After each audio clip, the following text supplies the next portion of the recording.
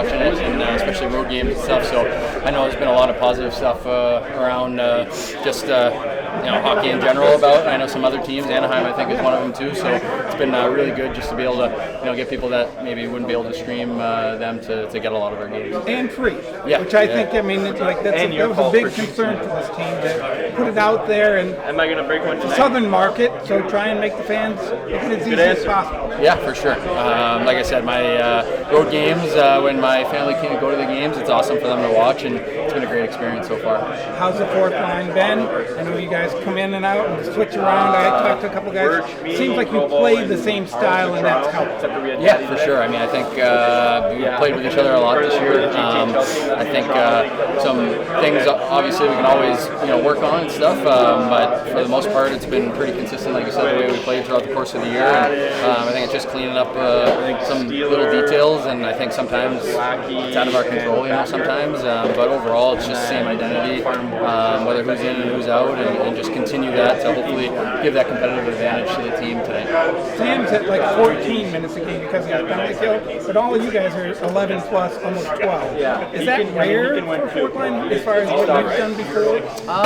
Yeah, I mean, I guess it depends on the team or just the way the game's going, and how well you're playing, pretty much. So I think usually when you get your minutes up in that kind of threshold, that's usually you're either playing pretty good or depending on what the situation is. I think it varies from night to night. Well, you guys, but as a team, as players, I think you're all averaging 11 plus. For the whole season. Yeah. So that it seems like a philosophy of Pete that's an important line, and what you guys do helps. And even if you're not scoring, it adds to. Yeah, I think even if you're not scoring, there's a lot of things that you can do to help influence the game, and we've had a lot of games this year like that, whether it's drawing a penalty or just like certain times, and try your best to be the best defensively. I think all three of us tonight are pretty reliable defensive. We all play on the penalty kill, so there's no reason why we shouldn't be pretty good in our own zone as well. And I think if you can add a couple more minutes, like you said, to 11 minutes as opposed to say 8 or something like that, I think you can do a lot more with that. And then hopefully if it's a close game, by the end of the game, some of the big guys that are usually playing 20 plus, if they're a little bit more fresh at the end of the game, maybe that's his philosophy, just getting us a little bit more involved, and then it helps some of the big dogs at the end of the game as well.